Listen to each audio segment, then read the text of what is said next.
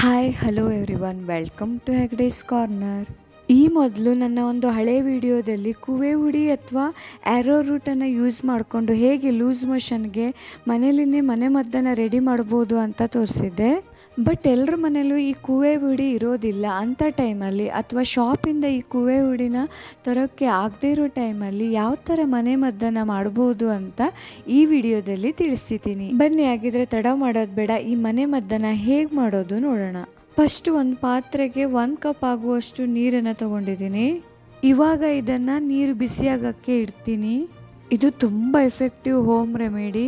Loose motion ತುಂಬ ಬೇಗನೆ ಕಡಿಮೆ ಆಗುತ್ತೆ ಇದರಿಂದ. ಇದನ್ನ ರೆಡಿ ಮಾಡೋದು ಕೂಡ ಅಷ್ಟೇ ಸುಲಭ. ಇದರಿಂದ ಯಾವುದೇ ರೀತಿ ಸೈಡ್ ಎಫೆಕ್ಟ್ ಕೂಡ ಇರೋದಿಲ್ಲ. ನೀರು ಬಿಸಿ ಆದಮೇಲೆ 1 ಸ್ಪೂನ್ ಆಗುವಷ್ಟು ಟೀ ಪೌಡರನ್ನು ಇದಕ್ಕೆ ಹಾಕ್ತೀನಿ. 2 ನಿಮಿಷ ಹಾಗೆ ಚೆನ್ನಾಗಿ ಬಾಯ್ಲ್ ಆಗೋದಕ್ಕೆ ಬಿಡಬೇಕು.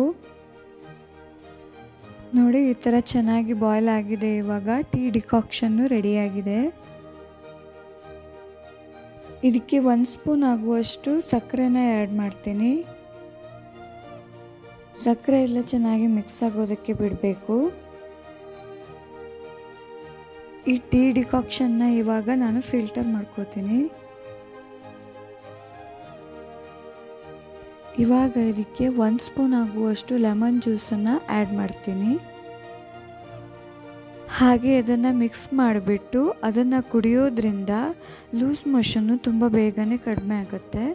ದಿನಕ್ಕೆ 2 ಸಲ ಈ ಥರ ಮಾಡ್ಕೊಂಡು ಕುಡಿಯೋದ್ರಿಂದ ಲೂಸ್ ಮೋಷನ್ ತುಂಬ ಬೇಗನೆ ಕಡಿಮೆ ಆಗುತ್ತೆ. ಇದನ್ನು ಆದಷ್ಟು ಶೇರ್ ಮಾಡಿ, ಯಾರಿಗಾದರೂ ಹೆಲ್ಪ್ ಆಗ್ಬೋದು.